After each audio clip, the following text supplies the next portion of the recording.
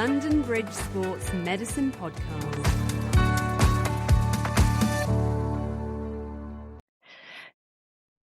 Welcome, listeners, to the LBSM podcast, where we discuss sports medicine, rehabilitation, and ways to stay active safely.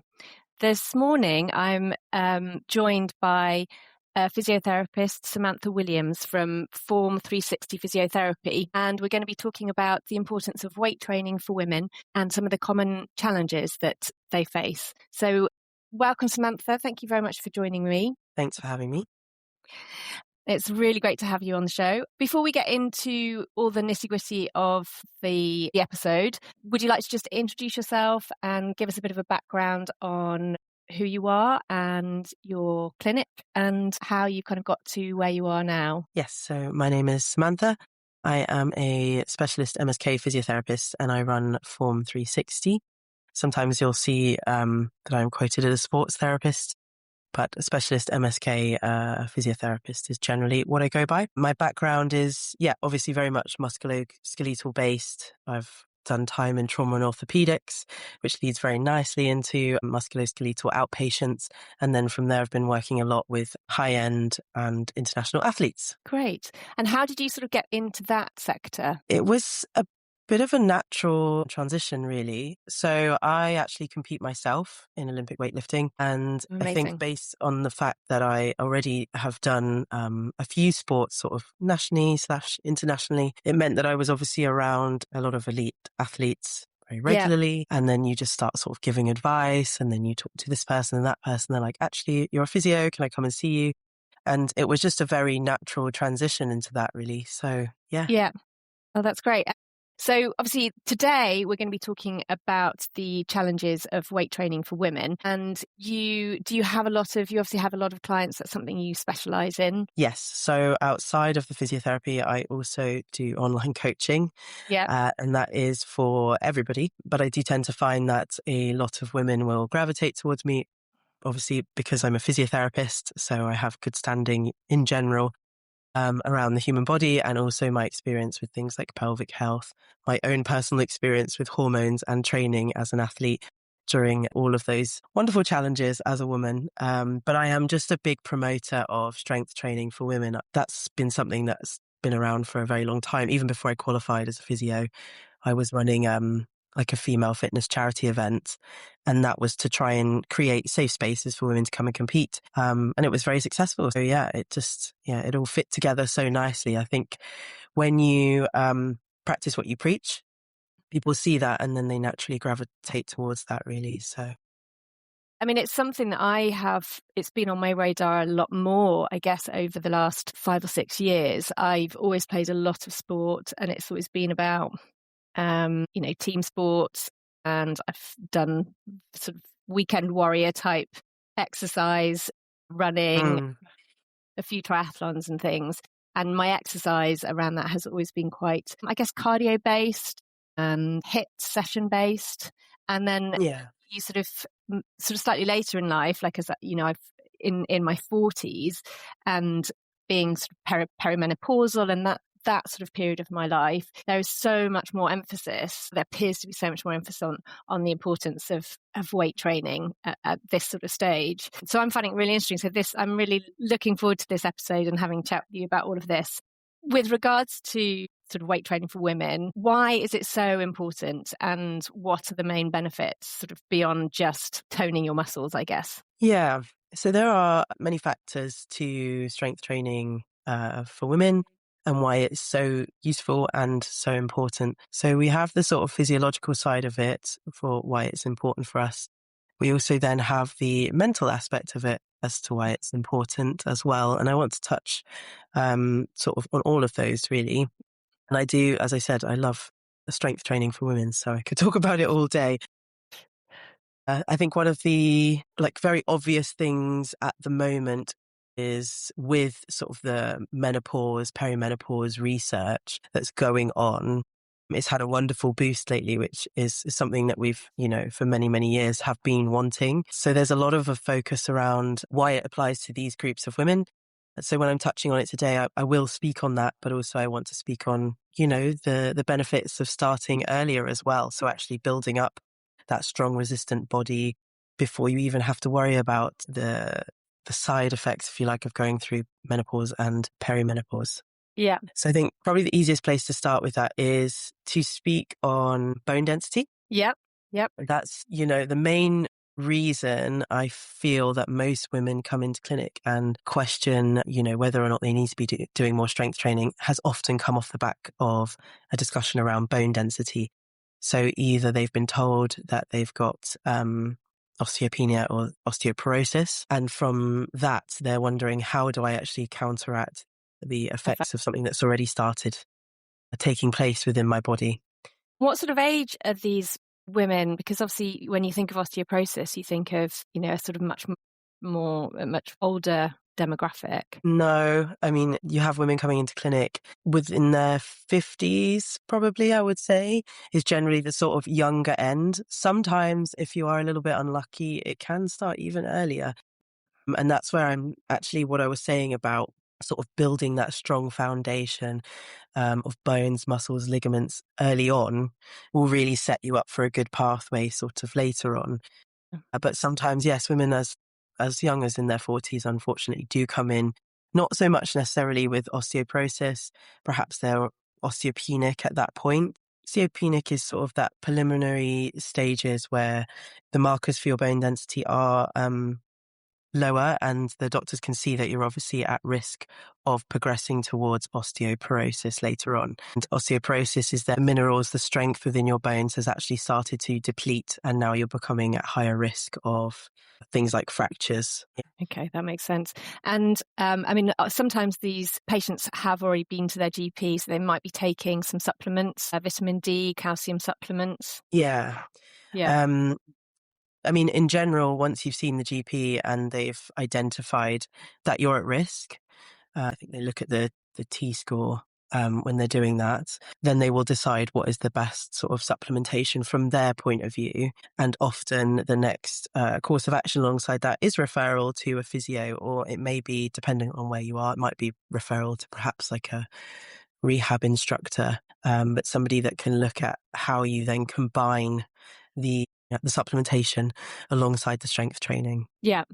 Okay, that's really interesting. So the bone density is obviously a big factor. What other benefits do you see in the weight training? Yeah. So I think the other side of it is actually, I really want to speak on the mental fortitude side of it. Yeah, no, And absolutely. like I said, I know a lot of people sort of go straight into the bone density side of it. And obviously there's lots of research around that. But the mental fortitude side of it is actually a large part in it as well. Obviously we are seeing an increasing, I don't even want to say an increasing number, but in general, an increase in low mood, also, dealing with things like depression.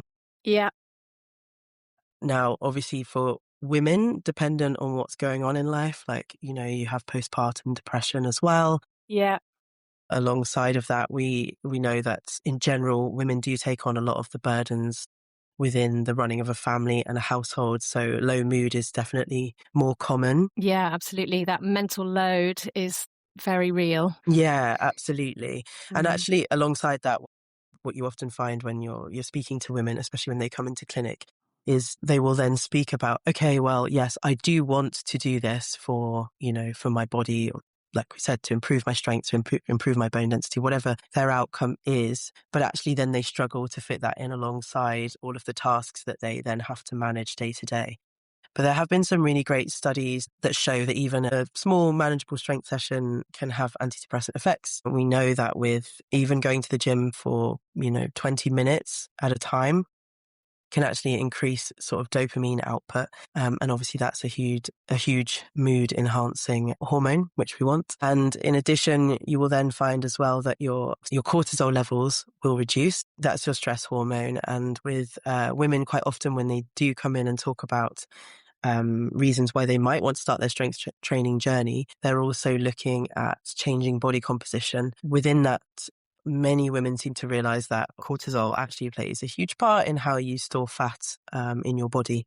Yes, exactly. So I've sort of done again, you sort of do a little bit of research on that, and it's really interesting how more stressed you are, and that's sort of how that sort of cortisol level both affects how you eat, and also not just that, but the sort of the actual sort of chemistry going on in your body, and the fact that it does then store more fat rather than, I mean, I know some people who are sort of stressed whiz around and they barely eat anything because they're so stressed, but I guess it can go either way. And I guess for a lot of women, they probably feel quite nervous about starting weight training. So what are the main challenges and misconceptions that you often face when you're working with women? I think the main one, it is improving. I think generationally we do see that it is improving, but the main one is worrying about getting too bulky. Yeah, okay. Building up too much. You want to be sort of have slender arms and legs, and yeah, it's one of those myths. It's very iconic, but not really sort of grounded in reality. Yeah. So it's one that I do like to explain to women quite early on, this idea of sort of getting bulky. And that, again, as women, we are very receptive to hormones. We're very hormonal beings. And I don't mean that just in terms of mood, which is where that's commonly phrased. Yeah. And we're just very receptive to the changes in hormones in our body. And we have to be, based on the fact that, we have to build little humans potentially and, make sure that we are able to carry them through. So quite often, the idea of getting bulky, it's just such a huge misconception. One, as a woman in general, you would have to train for longer, significantly longer than a male to build up that level of muscle bulk. Yeah. And that's just based on, as I said, hormones already. Men have significantly more testosterone than women. I think women have about between 10 and 30 times less testosterone than men in general. Obviously, that's not the same for everyone. And it doesn't mean that with regular strength training, you can't have impacts on that. You absolutely can.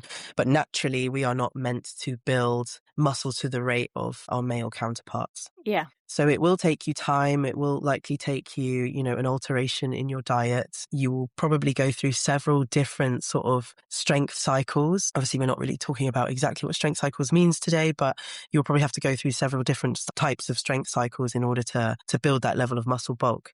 So in reality, when you're then saying, I don't want to be too bulky and I want to look more toned. Yeah. Well, toning only actually comes from having a good underlying muscle mass that holds shape.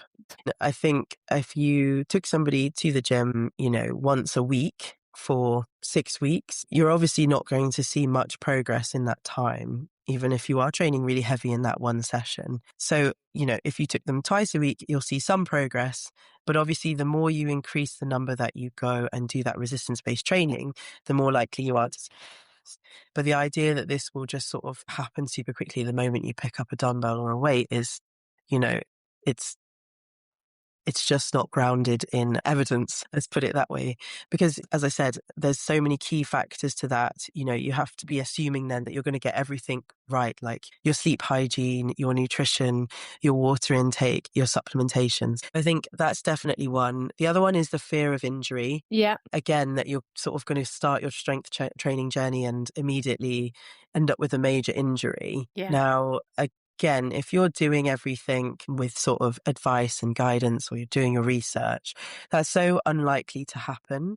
But what I will say is that the more you do anything, so if you decided tomorrow that you wanted to go and learn to swim, or you wanted to practice to get good enough to run the London Marathon, whatever you do in repetition, naturally you do increase your risk of some sort of niggle or some sort of injury off the back of that.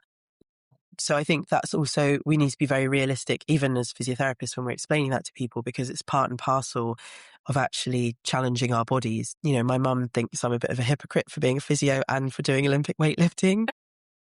She's really struggled with the idea that actually I'm not putting myself at risk. But actually, from my perspective, my fear of not doing strength training, the risk later on in life is so much more scary to me. Yeah. That I will happily go and do gym workouts and weights for the rest of my life. Yeah. Well, there's a lot more research coming out, osteoarthritis and things, and actually how loading and keeping, heavy loading is good for your joints, and that's not necessarily what causes the osteoarthritis. And again, No, that's sort of been a exactly. big misconception. And actually, as you've sort of talked about already, that loading of bones and actually increases and improves your bone density. Exactly what you just said. I mean, ultimately having more what we call musculoskeletal muscle mass puts more stress on the tendons, on the ligaments, and on the joints, which therefore joints being their bony attachments. Yeah. And that in itself, the caveat to this is with women that are sort of peri or menopausal, you also need to introduce things like something like HRT Yeah. to assist this, but that is what then increases your bone density and increases the number of sort of muscle fibers that you have in your body as well. So we definitely need those stresses. When I'm talking to people, I try to explain it almost like the puppet and the puppet master analogy. So if the puppet is your sort of skeleton and the puppet master is your muscles, and they're not really holding tension and doing what they need to do, then your puppet will sort of slump and Be it will floppy. sort of, exactly, Yeah. yeah. So then it all just sort of rests on top of itself. Whereas actually, if your puppet master is very active and doing, all the movements that you need to get around to handle tasks, and therefore, the muscles then are sort of strong and controlling those movements, you immediately take all that stress off of those joints, off of the bones, because you're much more sort of lifted and elevated, right? Yeah, exactly. So, yeah, I think people always think about strength training as in you have to do it for a sport, or you have to do it for, like you said, your bone density, that sort of thing. But actually, you're doing it just to handle even the impacts of everyday life. So picking up your children, or carrying a heavy rucksack somewhere, or being able to go, a hike sort of out of the blue and walk for many miles, or even actually just being able to sit at your desk and maintain something that isn't a completely sort of crumpled posture. Yeah.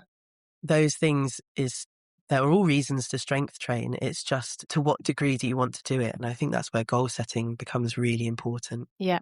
And you just touched on it then, but how can weight training complement other activities like running and yoga and other sports? Because historically, it's very often that people who do running, or who run a lot, or do triathlons, or do dance, that's what they do, and they do that 4 or 5 times a week, and they don't necessarily include any weight or strength training in their sort of schedule. So why is it so important for people who take part in those sorts of activities to add some weight training into their schedule? Yeah, I mean, it's all about having a good, strong foundation. So Yeah. if you wouldn't build a house without putting a foundation in first. Yeah.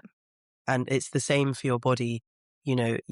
You probably, there are certain activities that you can step outside and just go and do without a great deal of practice. And running is a prime example of this, because you just, essentially you just have to put one foot in front of the other. Obviously, I'm simplifying it, and depends what you're doing with running, but essentially, most people find that running is very accessible. Yeah. You just put on your trainers and out you go. Exactly. Yeah. However, you might find that, yes, you're able to get so far. Maybe you're lucky, you can even complete 5K or 10K without having to do much strength work. But there will come a point where your body will reach its capacity. And that's when people then start to come into clinic, because they're like, oh, I've got this injury, or I'm unable to run now. And actually at that point, it's not too late. I mean, it's never too late.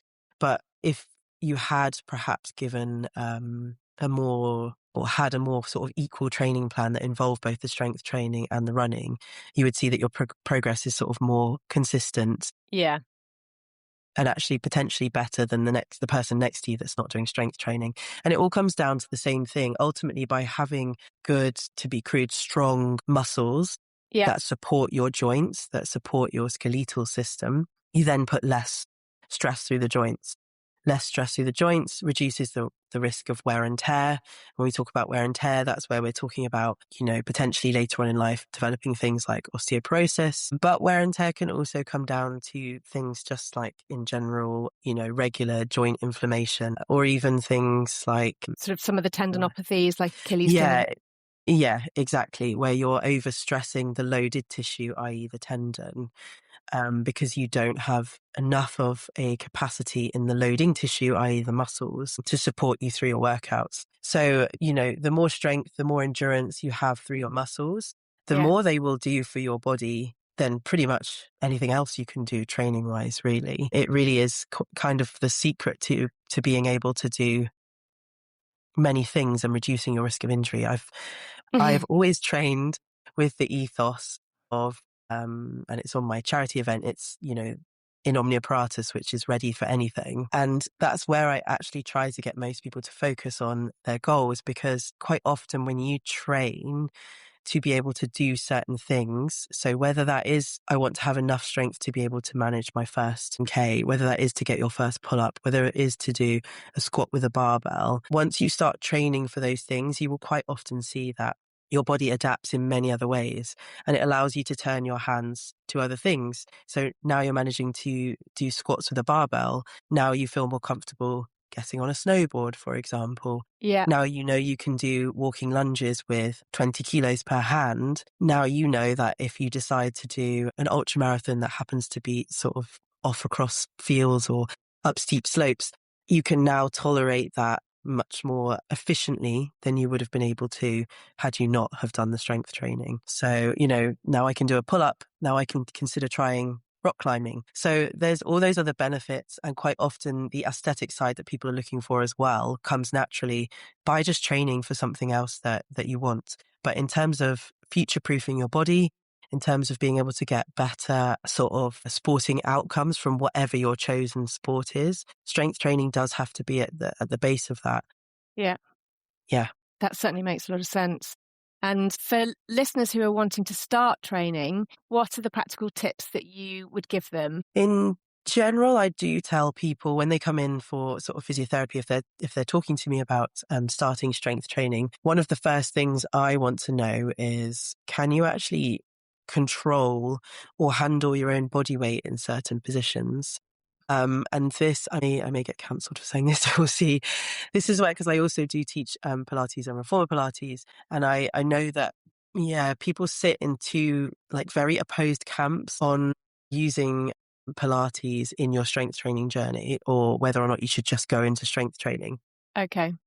I personally think Pilates, Reformer Pilates, is such a great way for people to get in touch with their body and understand, can I even control my body in these positions? Can I handle my own body weight? And so, sort of how well can I do that? And that's where I would probably say to most people, actually, yes, do give those things a go. And if they'd rather not, we do things like movement analysis to see how they can control their body in these sort of, well, for all intents and purposes, basic positions. Yeah. I mean, it's amazing how, um, when when I used to I used to see a lot of runners, and just getting them to hold a kind of a sort of half single leg squat, or be able Yeah. to do a single leg squat with really good controlled movement, Yeah. was almost impossible. Or things like a side plank, Yes. which meant that they, their sort of glutes and especially Their their glute core med and their core core engagement. Yeah. were clearly absolutely all over the place. And and then they sort of say, well, I'm having problems running, more than 10K. And you think, well, I'm not surprised. Yes. Yeah. Yeah. No, absolutely. Because just they do not have that muscle strength supporting those Exactly. movements. And that's why, sometimes having a screening with a physio is really helpful, or potentially, you can have these things with certain trainers as well. We'll come back to that in a minute. But yeah, it's really important, because actually before you start a strength training journey, I do really feel like having an awareness of your body is so important. And as you said, yes, we do get a lot of runners in clinic, and the fact that they are putting that continuous work through their lower body. And as you said, perhaps struggle with a weighted squat, or even struggle with a single leg sort of knee bend with good control, it's not worrying as such, but it does raise some concerns around, actually, do you even have the sort of what I would consider the minimum strength and control in Yeah, that area to be doing what you're doing? And the absolutely. body does need to be challenged with that as well. I think a lot of people think, well, I can do this activity, so it's okay. But, I do weightlifting to a high standard, Olympic weightlifting to a high standard, but I still do other things alongside that. Like calisthenics is one of my favorite things to do Oh, because it's so much based around your total body control, your ability to control your own body weight and hold static positions. And, that's a different level of control. Being able to hold, a leg extension, for example, going back to runners, a yeah. straight leg extension for sort of 45 seconds is something that most of the time they will absolutely struggle with, but then they can run 10K. Yeah. And it's actually really, I've often found it a really nice way to show people how important weight training is, though, because the minute that a runner or a hockey player or, footballer or whatever sort of come in and you get them to do what should be or what they would consider a very basic Mm, exercise and demonstrating to them that they can't do it. They can't even nearly do it. They just go suddenly, it's a real kind of light bulb moment and they sort of go, my gosh, that's so interesting because I always considered myself fairly fit and, how can I run 10K or how can I play a full game of hockey? And I can't do that sort of simple strength movement. yeah. Yeah, absolutely. And I think if you can then discuss with them why, obviously, as we've basically talked about, having the inclusive sort of strength training, or even actually having, essentially what we're talking about is body weight control and or core engagement. And this also links quite well into pelvic health. But if they can actually improve those things, their output in whatever they're doing will likely be enhanced. And that's the key thing, is most of the times people do want to get better at what they're doing, or they have a new goal which is going to push them further, but they don't realize that they're missing some of the fundamental parts of their foundation. And it's different for everyone, but obviously it pretty much all leads back to some form of strength training, to be completely honest with you. It's pretty much at the heart of it all. How often should women train? Ultimately, when you start, like I said, if you go for sort of one session a week, sadly, you're not really going to see the outcomes that you're looking for. So in general, it's better to aim for 2 to 3 sessions of strength training a week. And that comes down to also how quickly that you want to see the progress. Yeah. So for example, even when I give my patients their rehab, they have things to do daily, which I just think are good bread and butter for whatever's going on with their injuries. And then the second half of their training is always like strength and conditioning. So it's 2 to 3 times a week, because realistically, in order to see the changes taking place in the body, you need to be stressing those tissues fairly regularly. And yes, you do want rest days. You want the body to recover and repair and settle after challenging it in a new way. But, you can have 2 days off, go in for another session, and then have 1 day off and go in for a slightly different session, so that you've got sort of plenty of time to recover. So I think 2 to 3 times a week is very much a realistic goal for most people, given life schedules, etc. But really, it is the sort of minimum that you would need to see the progress. And the other thing is, I think quite often people go into strength training hoping, well, okay, so if I do this now for the next 4 weeks, I'll be good enough to run the marathon. Yeah. And actually, you need to remember that this is ultimately the bigger picture, is that it's the long game. But you're not going to see progress, even at 2 to 3 times a week. You're not going to see the sort of progress that you're thinking of within that 4 week period. You're looking realistically at around minimum sort of 8 weeks, I would have said, but maybe 6 to 8 weeks if you're somebody that does naturally start to build muscle a little bit easier than others. Yeah. So yeah, I think people do need to remember that as well. It's not just a case of frequency, it's also a case of longitude. So time, time spent doing these things. Yeah, absolutely. And I know that we've sort of said usually it's people come to see a physio when they've got an injury, Mm. which is a shame in a way, because we know that prevention is much better than cure. So, ideally you want to be seeing people almost before they pick up and start to pick an injury. Do you tend to find that people do come and seek advice from you at the start of their journey, or have they maybe seen a personal trainer before then? How do you sort of, what's your patient journey sort of to a certain extent? Yeah, it's really a mixed bag. Yeah. So I actually work quite closely with a lot of, I think, again, just from the sort of general field that I'm in and what I do outside of just being a physio, a lot of personal trainers do also know me. So I do sometimes get referrals from personal trainers, which is really nice. They know I do a movement analysis and they will actually send their client in to have the movement analysis done, looking at, actually what areas do we need to focus in and improve on to enhance their training journey with me as their personal trainer, but also for them to have an awareness of their own body. So that is quite nice. Some people still wait even longer than that, to the point where they are literally unable to do their chosen sport or activity. Yeah. So in general, I do always advise people, like, if it's going to go away, if it's just a niggle that's going to go away, within 3 weeks, you should probably see that that's improving.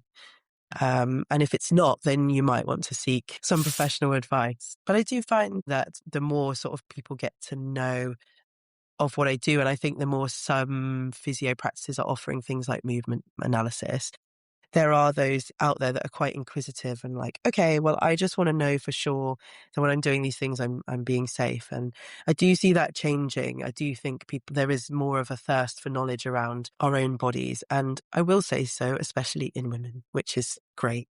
Yeah, it is really good, actually. Yeah.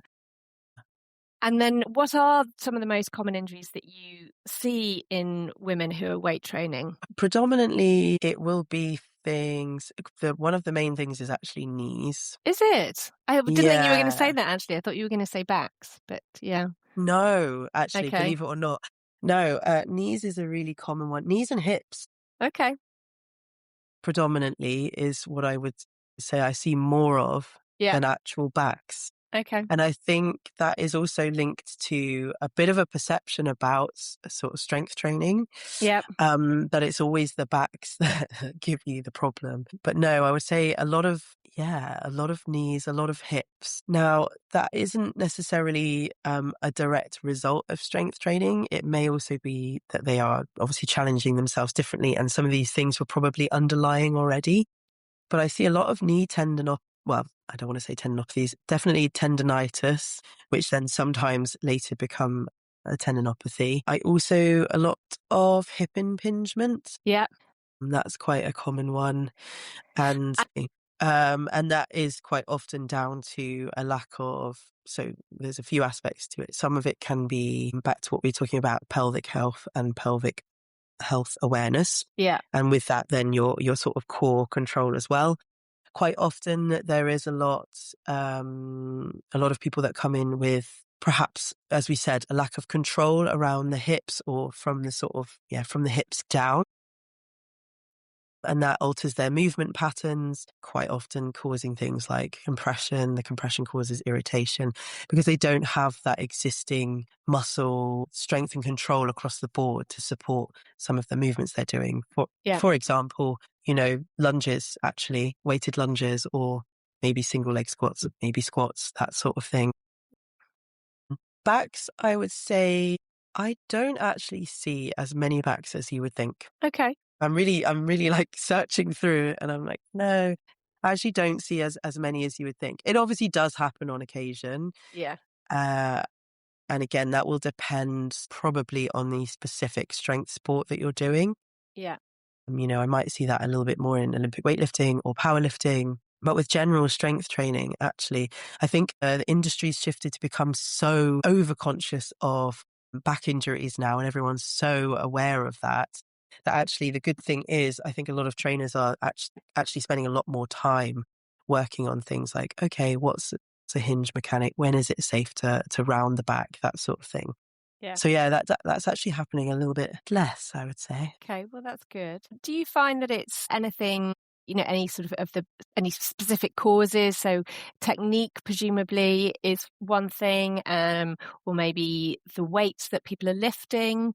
What are the sort of things that some of the underlying causes, would you say? Yeah, I would say predominantly how's the easiest way to explain it? More so to do with like a break in the chain, so to speak. So sometimes I find people have a lack of mobility in certain areas, which causes them to compensate. Always explain to everyone how the body is very clever. If you ask it to do a task, it will find a way to give you the output you're looking for, Yeah. even if it's not the correct movement pattern or the most efficient way of doing it. It will find a way to do it for you. But that does often result in compensation from other parts of the body to pick up the slack where the area you're exercising isn't quite able to give you the output that you need. Okay. So mobility does play a large part in that, but then you start to get into that or you start to go down the rabbit hole then of actually, is the mobility restricted because we don't have the strength to move through that range of motion? And I think you mentioned about yogis earlier, and actually we spoke mostly about runners, but one of the things with those that do enjoy yoga is they're very mobile. They're able to lengthen really well through muscles and joints, but actually they quite often end up entering a range of motion, so a range of sort of stretch, if you like, through the muscle where they don't have a whole lot of strength Yeah. because they haven't trained Train their that end strength. range. Yeah. Yeah, exactly. And so then what you find is that still, even though they're able to hold these positions and it looks very wonderful and graceful, they still may end up with injuries. And interestingly, I see a lot more back injuries from yoga than I actually probably do for strength training. That's the only activity I've ever done that has given me back pain. I play tennis, I play hockey, I play netball, I run, Yeah. and doing yoga for half an hour absolutely killed my back, which is probably means I ought to do it more rather than less. But that was definitely the thing that seemed to really badly aggravate my back. But it's something I know I should probably do more of. And I'm not very stretchy, but I guess that's where the crossover, I think, between certain things can be really helpful. So actually, again, although I'm saying I'm very pro strength training, something like Pilates, where you sometimes come into similar positions, but you're training to hold those isometrically, or you're training to do short pulses in that end range of motion, will help to strengthen those tissues that support that movement that you're trying to get into. And so that's where, like I said, I probably gonna get lots of people going, really, back injuries for yoga? um, but it is true, actually. I do see a lot more back injuries in women doing yoga than I do necessarily in the strength sports. But like I said, it comes down, once you go down the rabbit hole, that's where, as physios, we're really looking to answer the question, is the range of motion really restricted? As in, is there a stiffness at the joint? Is there something that's causing you this inability to gain that range of motion there? Perhaps it's an old injury, perhaps it's a physiological change in the body, or perhaps it's just a stiff joint. And actually, is that reduced range of motion then from a lack of muscle control through the full range of motion? In which case, where do we then look at strengthening that? Once we strengthened it, will that give you more range of motion naturally by then being able to access that range of muscular control that allows you to move into that position? And then actually the bigger picture is, how much of that overall strength are you correctly recruiting when you're doing a movement? And that's when it comes down more to then sort of movement patterning and fundamentally an understanding of what it is that you want your body to do and where you should feel it. That's the other thing I think people underestimate, is actually, I can do this movement, but it only, for example, let's just make it very simple, a squat. I can do a squat, but I only ever feel it in the front of my shins and my quads. Yeah. So then I would already know off the back of that your position with your lower body, you actually need to find something that allows you to feel like you're recruiting your adductors, you're recruiting your glutes. Those things, you're recruiting your hamstrings at some point during the movement. Yeah. Those are things that actually then produce a well-balanced and engaged position for the output that you want. Yeah. And that's really what carries across through all strength training for all movements, for all sports. That's something I find so interesting when I sort of see people at the gym, or I train with maybe a friend, it's so the technique is so key, because I do this with my husband a bit, if we sort of exercise in the garden together, and yes, we're both doing 10 squats, and yes, I can see my husband can do a side plank, can tell immediately he is not recruiting the muscles that he should be recruiting, because the position of his leg is not correct. So I know that, yes, exactly that. He's getting the output that he wants, which is to be able to do a squat or to be able to do a lunge or to be able to do a side plank with a leg raise, but he's not actually really recruiting the muscles that you want to be working the hardest during that exercise. Yeah, absolutely. And I think this is actually an interesting discussion point because, in fact, one of the examples I'll give, I was treating a professional fighter the other day, and we were just talking about the mentality that you need in order to be able to do the things that they do, whether it's MMA, BJJ, etc. Excuse me. And he was saying that actually when you're recruiting those sorts of athletes, it's better to have that sort of meek and mild, skinny framed guy, quote, guy, because you will build, probably, if you can build the technique out of that, you will build something that is not only strong and sort of technically gifted, then they're an absolute sort of machine. Wow, okay. And I think this really applies where you're talking about correcting your husband with his positions, because one of the major sort of hurdles that I'm trying to overcome in practice, and I feel very grateful that actually many men trust me and many men will sit there and let me talk to them about their pelvic health as well. Yeah. But predominantly with women, once we begin our strength training journey, once we look into, okay, cool, how do I do this in the sort of safest manner? We're really good at building that strong foundation, and we really do build from that outwards because we have to, predominantly 9 times out of 10, in order to get, for example, the easiest example is a pull-up. In order to get that, we have to work harder than our male counterparts to achieve it because we are not naturally gifted with more muscle mass, plus more muscle mass in our upper body, which men are.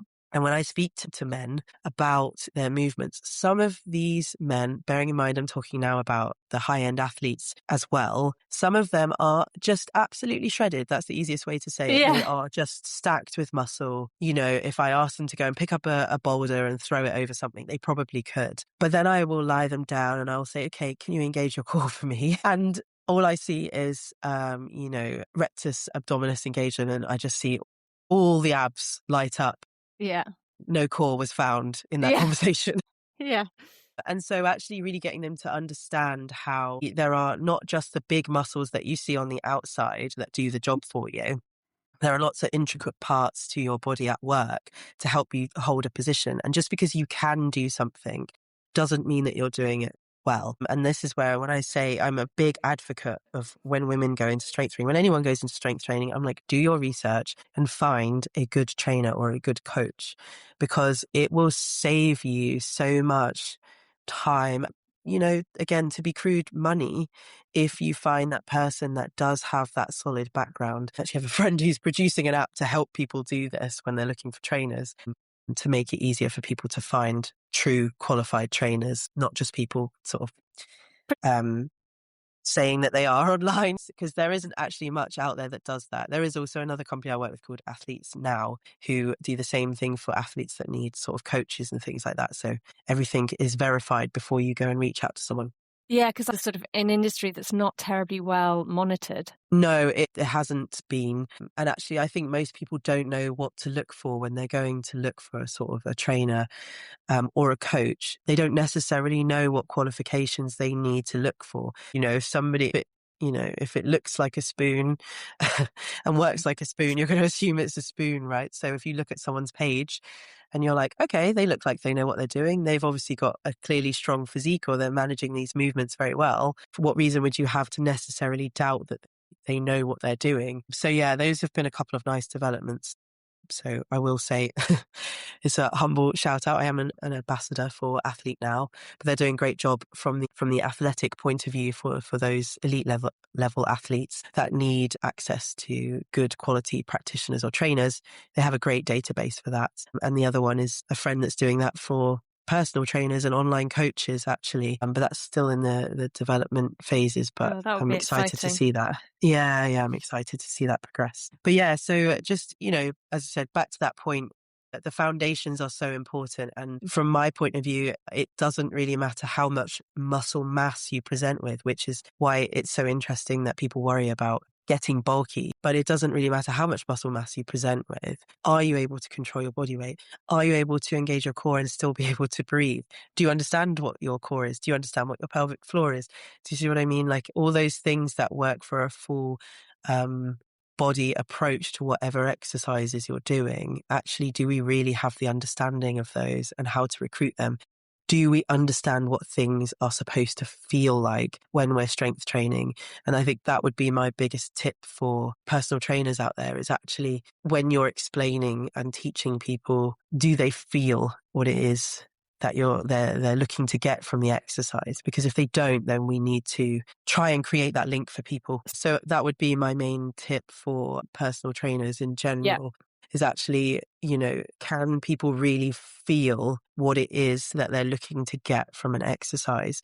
Because if they can't, we need to adjust what we're doing in order to create that link for people. And that's sort of the most important one. If people can feel what the output should be or roughly what muscles they should be engaging, when it's not right, they'll have the ability to correct themselves or at least ask the question. I think a lot of times we just explain and then we might show and then we'll say, go do. But actually, again, it really comes back to that knowledge and understanding of our own bodies. Yeah, which women, I do think in general, this is a bit of a generalization, are probably better at.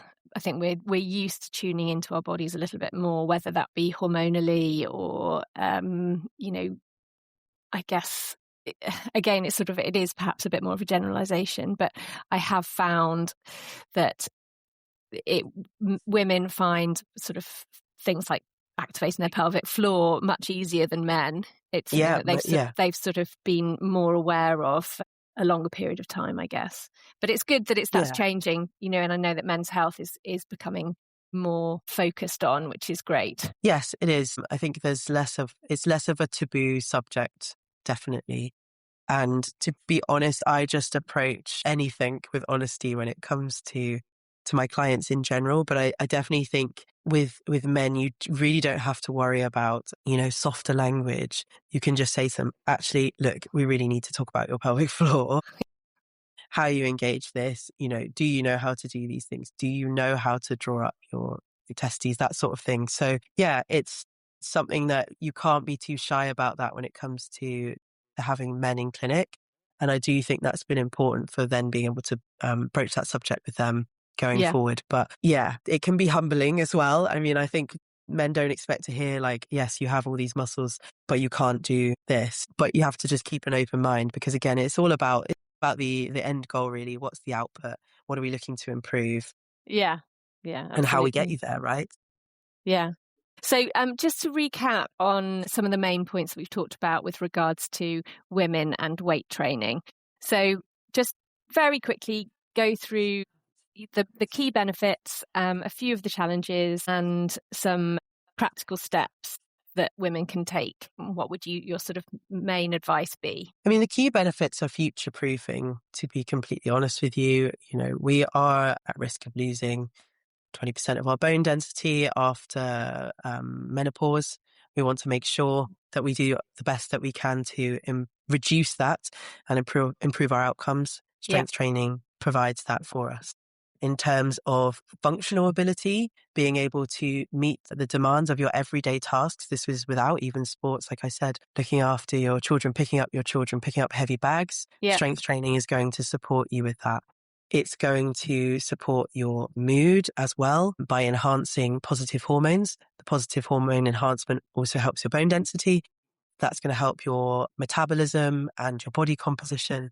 And ultimately, it's going to reduce your risk of injuries. Your risk of sports injuries reduces by about 60% with strength training. That's a big stat, isn't it?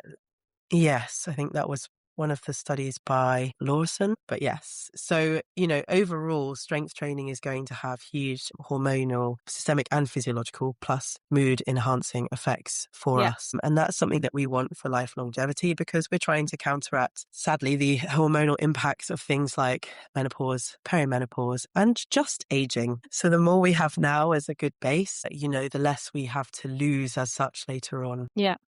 And, in terms of a few kind of practical steps, if women are wanting to get involved in weight training, start weight training, or kind of ramp up their weight training? What are some of the sort of ways that they can train safely? The best thing to do, honestly, is to find yourself a trainer. I appreciate that financially that isn't necessarily viable for everyone, but if it is possible, whether that is somebody that does, online coaching with you initially, even if that's maybe an online one-to-one, somebody that can keep an eye on how you're moving and try to get you to understand what you're feeling and what output you're looking for, then that is the best way to do it. Failing that, there are actually quite a few female-only strength training gyms in London. So there's Stable and Strong.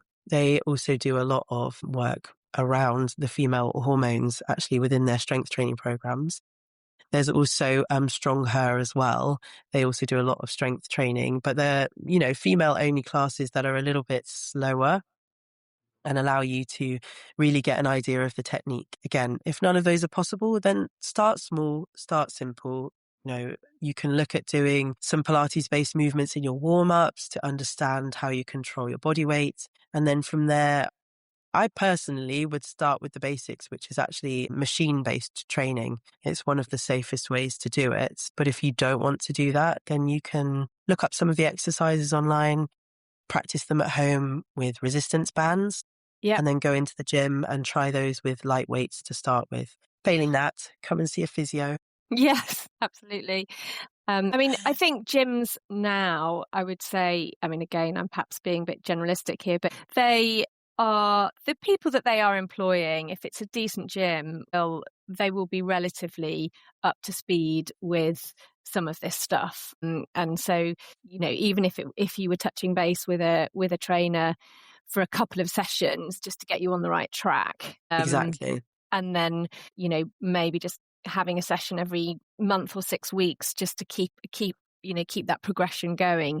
You don't necessarily have to be seeing somebody costing 60 quid a session, once or twice a week. No, definitely not. I think ultimately it's not always about motivation. Some people are motivated to go to the gym or to start their journeys and therefore don't need a trainer that regularly. Quite often when people need a trainer that often, it's more about motivation than That's anything. true. Yeah. Yeah. And so I think, having that, as you rightfully said, having that session that maybe your initial first few sessions are once a week for, 2-3 weeks. And then after that, you take a bigger gap and you check in again with them, in 4, 5, 6 weeks, whatever sort of works for you. But it will immediately take away a lot of the anxiety around strength training. Yeah. Definitely. And obviously that's going to improve your confidence about going into the gym in the first place. So immediately removes the gym intimidation, and it's going to give you a certain set of things to focus on, so you're not going to feel overwhelmed by everything as well. You're like, okay, this is what I'm going in to do. I'm going to repeat this. Yes, okay, it might not be exciting for the first, 6 to 8 weeks, but you're building that strong foundation, and that's what we're ultimately talking about always. Yeah. Well, great. It was really lovely to talk to you, Samantha. And just tell everybody where they can find you and how they can get hold of you. So if anyone is wanting to come to Form 360 Physio, where do they come to and how do they get in touch? Yes, so I am based in Spitalfields, so right next to Liverpool Street Station, and also in Victoria, right next to Victoria Station. So I'm in Cardinal. So super easy. Yeah, I tried to make it very easy for people to reach me. Yeah. You can find my website at www.form360.co.uk. That will have all the information on there about myself and the other members of staff. Great. And have you got a sort of big team? Who works with you? Yeah, we have Itunu. She's our sports therapist who also does some massage, but predominantly sports therapy. And then we have Onis who does the sports massage as well. Okay. So yes, nice team, slowly building. Yeah. Trying to create in general a more diverse team within the sort of physiotherapy industry because representation matters. Yeah, absolutely. Yeah. Well, thanks very much for coming to chat to us, and we will hopefully meet again soon for some more weight training tips. Yes, that sounds great. Thank you. All right. Take care. Bye-bye. Thank you for listening to LBSM's Ask the Expert series. We really hope you enjoyed listening. If any of the topics discussed are relevant to you or you want to find out more, please get in touch by phone, email, social media, or visit our website. Thanks again, and see you soon.